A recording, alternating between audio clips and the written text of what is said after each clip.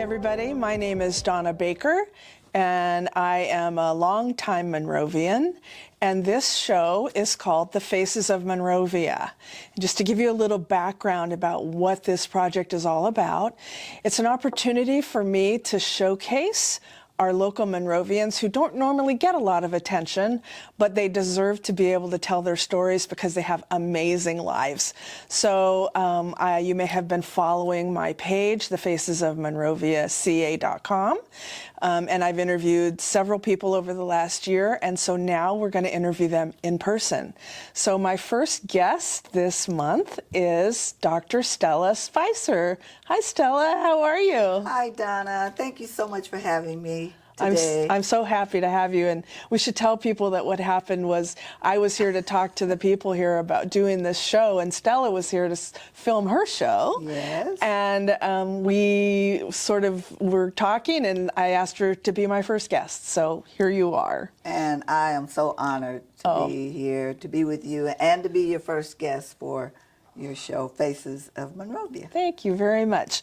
My first question is, this is an opportunity for us to get to know you a little better beyond the questionnaire that you answered on the interview online. So my first question is, tell us a little bit about your family history and how you all ended up here in Monrovia. Well, I'm really glad that you asked that question because our family, the Spicer family, moved here in 1947. Wow. My dad was the first of all of his brothers and sisters. He had, I think it was 11 of them all together.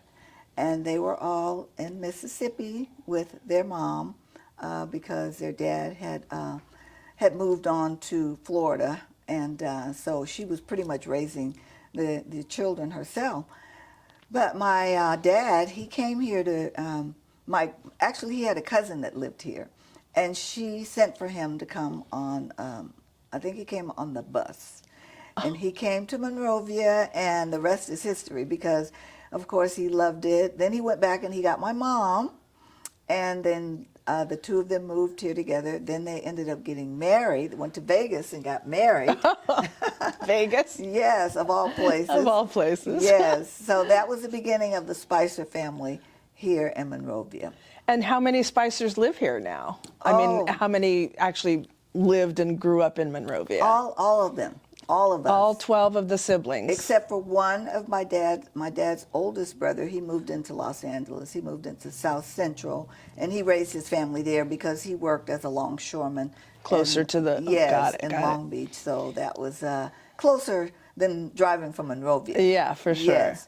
So eventually... my father went back and he brought his mother.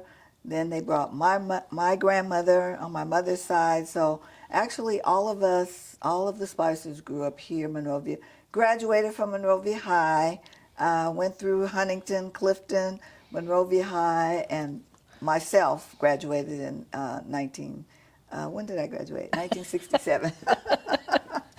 Wow, that's a long history in Monrovia. You guys sort of lived through a lot of changes during that time. We saw the 210 being built. Me too. You too? Yeah, I lived in Covina at the time. Yes. But yeah, I remember when it stopped at Rosemead too. Remember that? Yes, I do. Yeah. Yeah, so we've, right now, all of my dad's brothers and sisters, they've all passed away. Mm.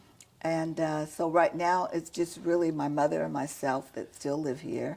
And also my cousin Larry and Sheila Spicer. We have a few of us that are still here in Monrovia. It's the next generation, yes, right? Yeah. Yes, my nieces and nephews. And there you go.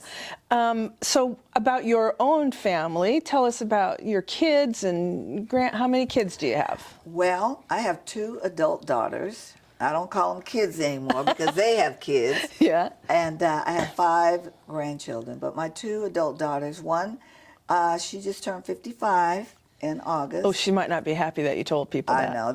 She doesn't mind. And she was born here in Monrovia. Oh, good. And then my younger daughter, she just turned 50. We were in North Carolina for her birthday in November.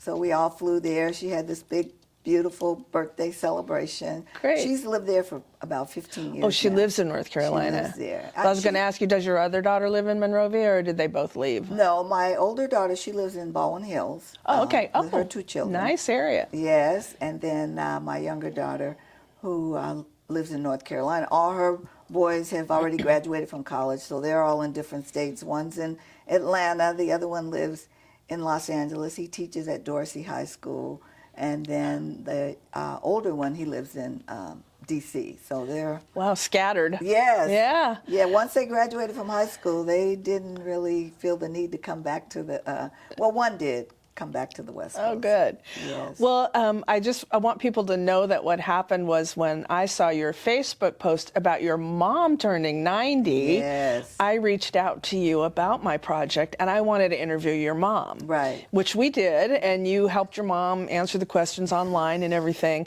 And so I featured your mom. But when I found out about your life and you, I was so excited. I was like, well, why not have you both featured? So a few weeks later, I featured you on the page. So tell us about your life. What do you do for a living? Are you married? Are you divorced? Tell us about you, Stella. Okay. Well, oh gosh, I don't really know where to start. Other than I'll start with probably the most important part of my life to me, and that is my relationship with God, because I am a minister of the gospel. Graduated from Apostle Frederick Casey Price School of Ministry back in 1989. Wow. So that is the most important part of my life, Of is course. my relationship with God. And aside from that, I'm a mother of 2 daughters, as I have already shared, and a grandmother. They call me Grandy. I didn't want to be grandma or granny, so we came up with this Grandy name. And my oldest grandson, who's now 31, all of them still call me Grandy, and all of their friends call me Grandy. So that's the name. Well, you're pretty grand. Well, that's why I like that name. Yeah.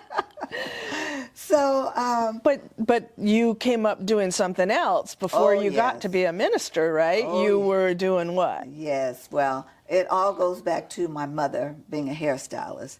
My mother, after she and my dad got married, and they started raising their family, because my parents bought their first home here on Huntington Drive back in the 50s. Well, they got married in the late 40s, but they bought their first home in the 50s right on Huntington Drive. And my mother, she went to cosmetology school and graduated in 1955. And then she and some of her friends, they started a beauty salon right on Huntington in California. And By where she lived. yes, right down the street. Excuse me. It was called Beauty Rama. Beauty Rama. Yes. So growing up, I was always around the beauty industry, helping my mom in the salon, but I never really that wasn't my dream, to do hair, because I saw my mom. She worked so hard, and it just seemed like, oh my God, this is, and she would have me and my sister, and we would help her out in the salon. But to me, it wasn't a glamorous job. It was just, you made people glamorous, but the job wasn't glamorous. Exactly. And you had to be on your feet all day too, all right? day, yes. And just the whole dynamic of dealing with people and their hair, and it wasn't something that I really wanted to do.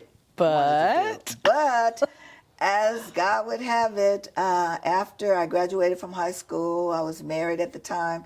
We had our first daughter. I just heard this calling to go to this beauty school. Actually, I was driving down the street and heard this commercial on the radio.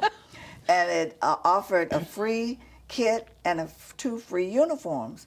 And something just said, okay, go and check it out. I went to Pasadena, enrolled in cosmetology school. Well, it was called beauty school at the time, Sure. Marinello's in Pasadena. And started. I remember Marinello's. Yes, it was very popular back in those days. It no longer exists now, but it was probably one of the most premier beauty schools at the time. Yeah, in the 60s. So I went through beauty school, graduated, and then my career started as a hairstylist. And I started work. My first job right out of beauty school, which was in 1971. I'll be celebrating my 52nd year as a cosmetologist. Congratulations. A licensed cosmetologist. next year. That's a long time. January. Well, actually, in a month. A month, so. yeah. Right. So, going back to the beginning of my career, after I graduated from beauty school, I started working in Pasadena, which was very close. Right out of I graduated from Pasadena. In Pasadena, I got my first job in Pasadena. And then I got pregnant with my second daughter. And so, it was getting to the point where I was like, oh my God, what am I going to do now? Here I'm going to have another, my older daughter, she was 4 at the time. So, they ended up being 5 years apart as it worked out. But I was really very fortunate because while I was working and pregnant with my second daughter, I got a call from one of my teachers that was one of my teachers in beauty school, and she was working at iMagnin in Beverly Hills, and she needed stylists, and she remembered me. The only reason I think she remembered me because I was really very popular when I was in school, because I was busy all the time. I didn't sit around, I didn't complain. I just wanted to learn. So, And people asked for you? Oh, yeah. We could have requests. So people would line up and wait for you. And so, it made you feel like a celebrity or a superstar. So she remembered my tenacity and my skill and my eagerness and just wanting to really learn. So she called me and she said, Stella, I've got a job for you here at iMagnin in Beverly Hills. Wow. And that's prestigious, right? I mean, iMagnin, which isn't around anymore, but right. Yeah, that was a pretty upscale place. I didn't really know much about iMagnin, but I knew the name. I knew that it was very prestigious. And so when she offered me the opportunity, of course, at that time I was pregnant with my daughter, and I said, well, Mercy, her name was Mercy Murillo. I said, I'm pregnant right now, but as soon as I have this baby, I will definitely come and work for you. And so I had this little Carmen Ghia that barely drove. And I'm thinking, how am I going to get because we were living in Monrovia at the time. Right. How am I going to get from Monrovia to Beverly Hills in this car? And one day it did stop on the freeway on me. But, fortunately I was able to. Oh, no. I had the tow truck come in and help me. But that was really the beginning of my career, and it just went from there. I just loved, the people, just the action, our dress. We had to, wear gabardine slacks and nice silk blouses every day, and so that's where my kind of fashion, ideas. All the rich ladies in Beverly Hills came to see you, right? Yes, and we couldn't wear sneakers. I mean, that was out of the question. You had to wear heels. You had to wear nylons. I mean, you had to come to work dressed like, and we're in the salon. So can you imagine getting, all that hair and dye all over my clothes? I tell you, I spent more money on clothes in those days because, you just had to look nice. So. Well, I know we have a lot to talk about, and you could talk forever on your career in being a hairstylist. But I think if people really want to learn more, they should find you on YouTube, right? Because you have a whole video there all about your wonderful career in cosmetology, which is pretty impressive, people. If you have a minute and you want to go see it. I mean, it's like a half-an-hour video. It's about a little over a half an hour. And it's so informative. I mean, I really got to know you much better watching that YouTube video. So, and believe it or not, my grandsons actually filmed that. He did a great job. It's really awesome. Yes, of course. So let's move on a little.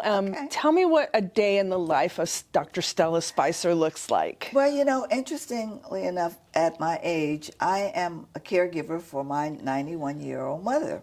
I am her primary caregiver, which means that, and we do have help that come in a couple of times a week, but basically what I do is she is my main concern. Sure. From the time I get up, I have my prayer time and meditation, and then it's, okay, Mom, breakfast, making sure that she takes her medicine, that she, has her TV on. Fortunately, she still walks and talks and is very... Getting around okay. Oh, yeah, because we live, and she's upstairs and I'm downstairs. Upstairs? Yeah, so she has to go up and down these stairs. Well, she's a better woman than me. I can hardly make it up my 6 stairs. And she's had a knee replacement and everything many, many years ago, but she's in really good health. Good. And so that's how my day starts, pretty much taking care of my mom. And being that I am a realtor, like yourself, as well as an insurance agent, so I work from home now. You are like a Renaissance woman. I mean, you're a minister, you're a cosmetologist, you're a realtor, you're an insurance person. I know. It's like, and wow. And a few other things. I don't but know how won't you tell do it all. Well, that's what I have to ask myself sometimes. And my friends, they're like, how do you do everything that you do? I'm like, I just do. I'm on autopilot. Yeah, that's awesome. You're energetic. That's pretty I've impressive. always had a lot of energy. That's great. And I'm in good health, so that makes a difference too. Yes. Yes. That makes a big difference. So I was wondering if you could tell me if there's a woman in your life or a woman that you admire, and tell us why you admire her and what that means to you. Well, I would say that the person that probably influences or has influenced me the most is the First Lady of the church that I'm a member of, and that is Crenshaw Christian Center. Her name is Dr. Betty Price, and Dr. Frederick Casey Price. They built the Faith Dome, which is in Los Angeles, and at one time it was the largest church in America. Oh, wow. Yes, but of course now there's more edifices that have been built that have surpassed the 10,000 seat sanctuary. 10,000? 10,000 seat sanctuary Wow. at Crenshaw Christian Center. Wow. Yes. Now, Apostle Price, her husband, he was the one that actually influenced me to get into the ministry, because at that time I was living, I've moved around quite a bit, but at that time I was living in Chicago. So I've lived in San Francisco, Chicago, partly in New York, but at that time I was living in Chicago, and I started watching his ministry on television. And then I ended up moving. All the way from LA in Chicago. Yes, had no idea who he was or anything about their church, but as God would have it, I started watching it. And the reason I started watching is because one Sunday, as I was preparing for church, I got snowed in. So I could not move my car. I was like, oh no, what am I going to do? Turned on the TV, and there he was. And I was like, oh my God, I've never seen anybody preach like him. He was just so immaculately dressed and walking around with the Bible. He wasn't really preaching, he was teaching the word. And eventually, the job that I had in Chicago, I wanted to move back to California, but there was nothing open at that time. Can you say too much snow, right? Right. But as it worked out, they opened a school downtown LA on 5th and Broadway. And they needed someone that had a California license like me. Even though I was living in Chicago, I was from California. I never let my license go.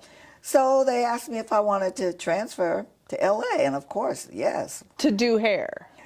Actually, I was teaching in a. You were teaching. Yes, Okay, I got had it. moved from the salon into a teaching position, even though at that time I was the director, educational director of a school, Wilford Beauty Academy in Chicago. Yes. Got it. So I came back and I started going to Crenshaw Christian Center, and it was just such an amazing. That's where I ended up. Not only did I join the church, but I ended up going through the School of Ministry there, and graduated in '89. But I built a relationship while I was there, and not only that, my own ministry and calling was birthed out of that church, because little did I know that God was going to combine my ministry and my profession, being a cosmetologist at that time for 25 years, and what he orchestrated and put into my life, or gave me as a vision, was the Christian Cosmetology International Association. Which you're the founder of, correct? Founder. Yeah. Yes. Great. And so that's a nonprofit organization, and it's an outreach ministry to cosmetologists and beauty industry professionals. Fantastic. Yes. Great. So, that's my nonprofit organization that it's really near and dear to my heart. I think everything's near and dear to your heart. know. You're so passionate about everything. Okay, so let's get to Monrovia. Okay. So what is your favorite thing about Monrovia? Your favorite, what inspires you to stay in Monrovia besides taking care of your mom? Sure.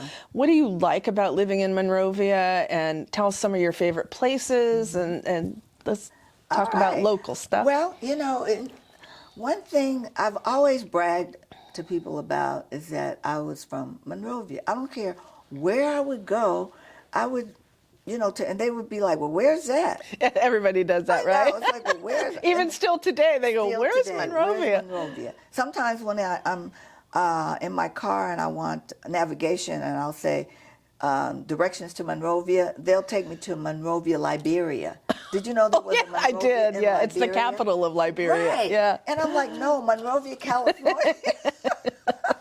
It cracks me up when that happens because I Yeah. always have to remember to say Monrovia, California. Yeah. But I've always loved Monrovia because of the quaintness of it.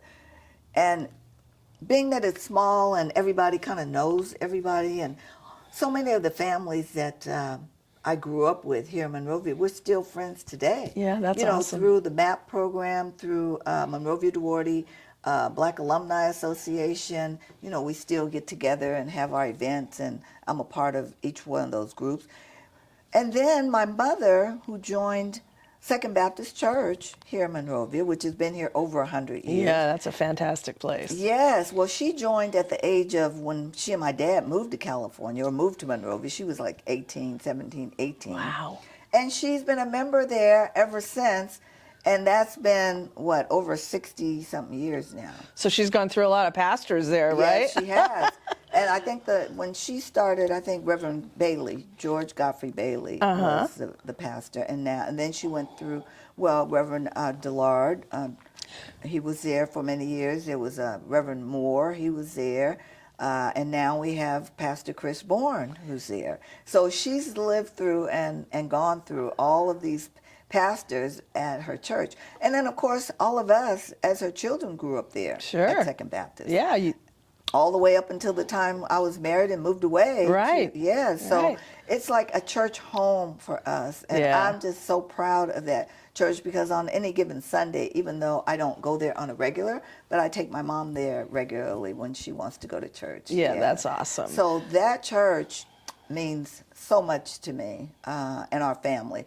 And we still have tons of family members that are still members of Second Baptist Church. That's So, great. Yeah. Well, you guys have a legacy here, right? I mean, the Yes. Spicer name is pretty well known. Yes, it is. So let's switch gears a little bit and tell me, what's your favorite time of year?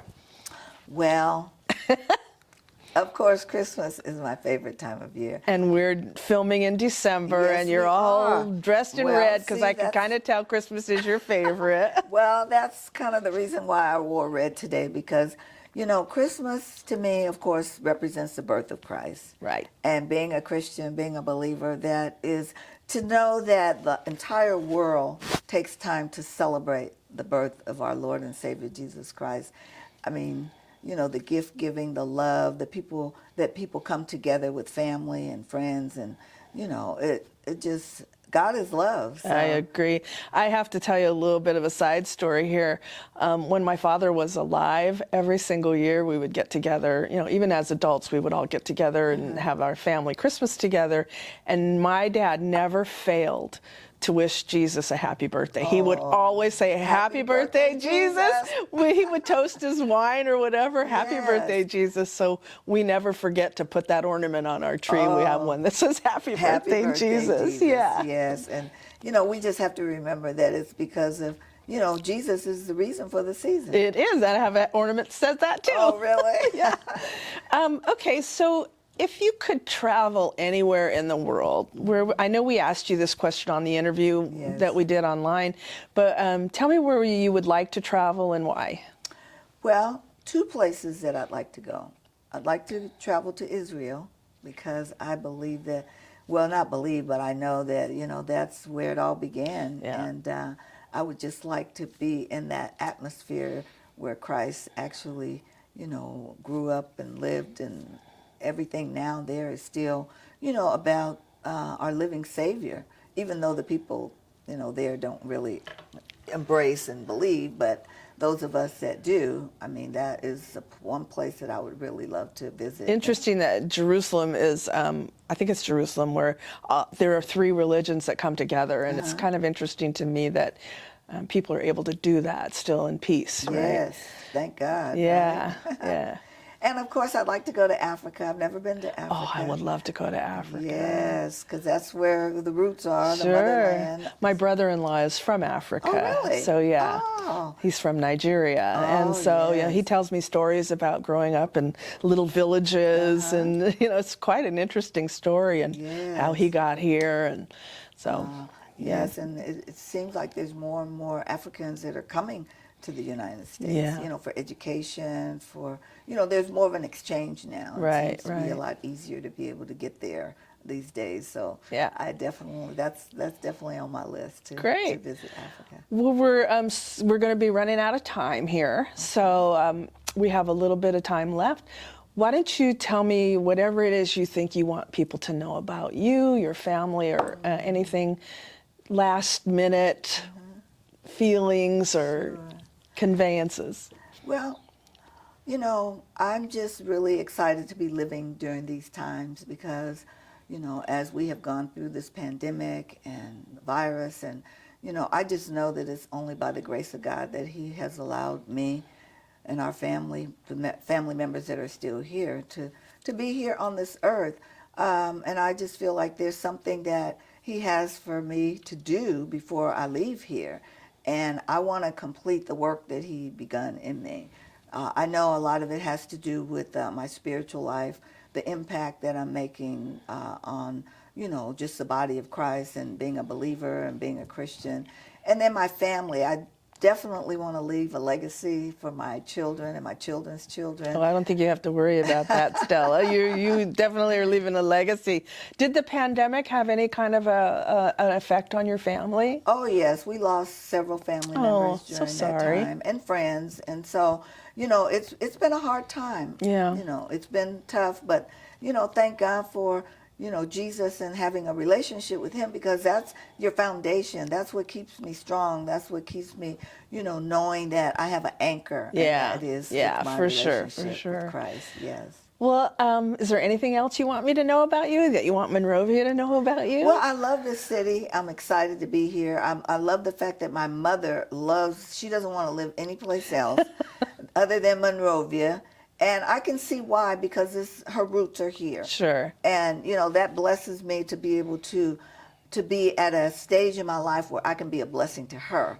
Because other than that, I'm sure she would have understands to be, that, yeah. in a home, or she did stay at Brookdale for 3 years, but during the virus and the pandemic, we decided, no, we better bring her Yeah, home. for sure. Because it was getting a little scary, and then the fires and everything Oh, that yeah. was taking We all place. lived through that, right? Right. Yeah. So it's truly an honor, because the Bible says that we are to honor our mothers and fathers. And I took care of my dad, too.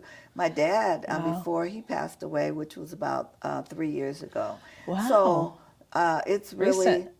it's really been an honor to do that, to be able to care for my family. And then, with my 5 grandkids, they are my heartbeat. I call them my I'm 5 sure. heartbeats.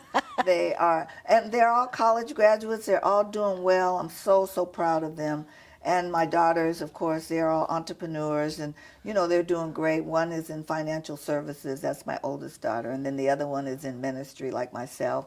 But she also works for a school back in North Carolina, where she's teaching these young ladies, how to just be, how to live life and live it abundantly. That's great. And train them and teach them about, growing up and being all that God has for them to be. That's fantastic. Yeah. It has been an honor having you as my very first guest for my Faces of Monrovia show. And I really want to thank you for being here with me, and for the fate that brought us together, both with the interviews with your mom and you, and meeting you here in the studio when I was talking to them about producing this show. So thank you so much for being here with me. Listen, it's been an honor, Donna. Thank you so Thank you. much for And having me. I've so enjoyed getting to know you. Since we met the first time, we just clicked. I know. So we've had lunch together. Yes, and that's been a couple of years Yeah, now. yeah. But all right About a here year. in Monrovia. About a year. So I want to reach out and tell anybody that's watching the show that if you or someone you know would like to be featured on my Faces of Monrovia website, please reach out to me, donna.baker@elliman.com, ELLIMAN, and I would love to send you the interview and have you featured, and maybe you can be a guest on the KGEM Faces of Monrovia show too. That would be awesome. Thank Yeah, you so much. Thank you. And maybe I'll get your mom in here sometime. Oh, well, we'll try. Okay. Thank you so much. Thank you.